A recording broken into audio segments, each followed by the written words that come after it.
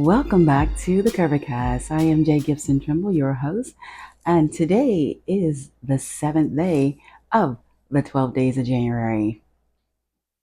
And today we are talking about journaling and adding it to our daily routine. Over the years, I have definitely had my moments where I tried to journal. Sometimes I was really successful, other times I really wasn't all that successful, to be honest. And then even like last fall, I bought this book, 3 Minute Positivity Journal, because 3 minutes, that's nothing. I could do that. But when I got into the process, I found that I wasn't there. Like my life wasn't there. My desire to incorporate the habit, the routine wasn't there. But it is a really good book. So I will link it. And one of the reasons why I think it's a really good book is in addition to um, just talking, giving you a format like morning intentions, evening reflections. I think she also, the author, did a really good job of like setting it up for you, and she talks about my favorite thing, gratitude. It is my anchor. So I think it is a really good book, and I'm going to try it again. But here's one of the things, right? We talked about flexibility and giving ourselves grace. And sometimes we can have the best intentions, the best tools, and just for whatever reasons, at that moment, they just don't work for us, right? So keep that in mind. If you've tried journaling before and it didn't work for you, I always say try something else. Try to do it another way. I just saw yesterday, as a matter of fact, it's so crazy. I saw a video. Yara Shahidi has a podcast and she was interviewing a young lady. I don't know her name, but the young lady was talking about how she gets her journaling prompts from ChatGPT. And I was like, okay, that never crossed my mind.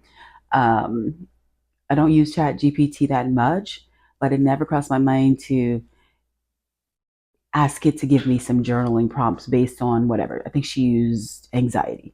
So she had it tell her a little bit about something anxiety and then offer some prompts to work through it. So we have options now. So one way doesn't work for you, you can try some other ones. Another thing is for me, which is why I thought this was so perfect, is because I'm a three things girl, right? I'm a three things girl, I'm a timer girl. So the whole fact that this setup here in this particular journal was like, three things of gratitude, three things to daily reflections, three things to evening reflections, priorities, all the things in threes, it's my jam 100%. Because essentially, when you think of three, it's not that many, right? It feels like just enough without being too much. So I absolutely vibe off that, and I've always found myself to be successful with that. But so, like I said, I pulled this out, and I'm going to start my my journaling journey over.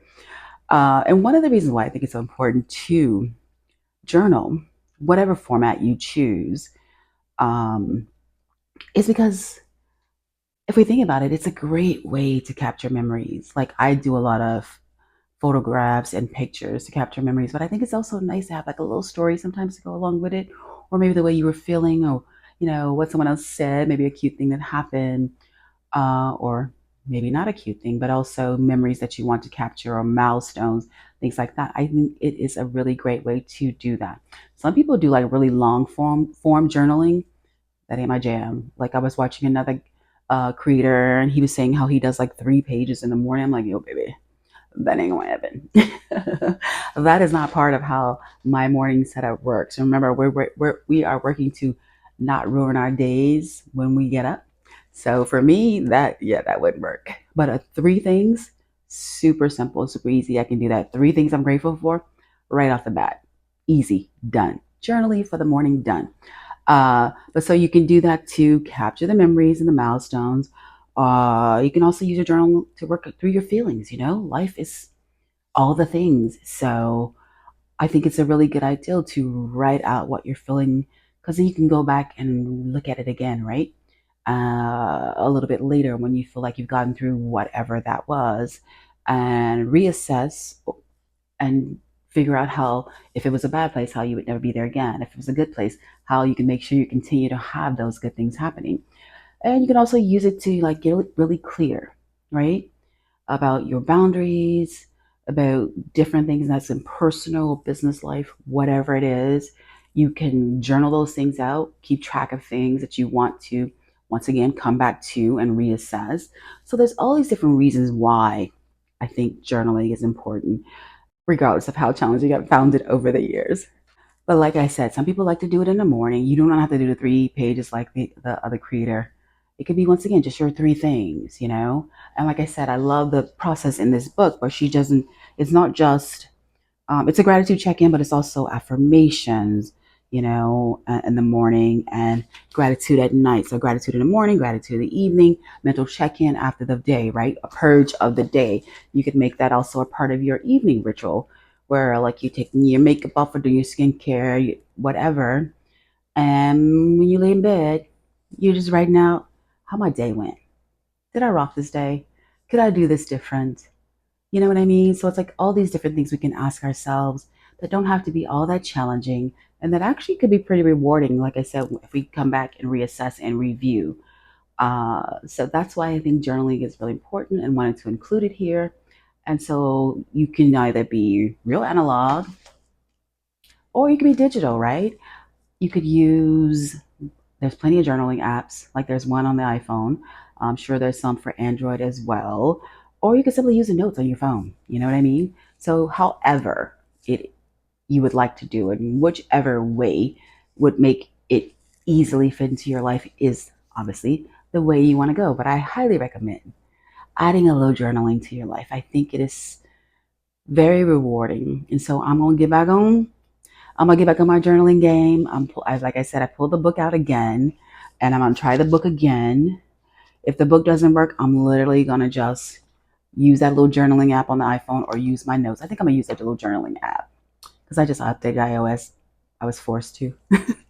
I mentioned that in the previous podcast. I was forced to update to iOS 18, so I have that little app on my phone automatically. Thanks, Apple.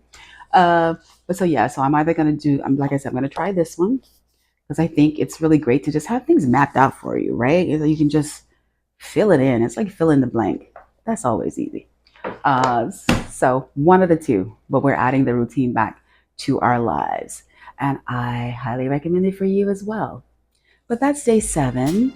Thanks for watching, and we'll see you on the next one.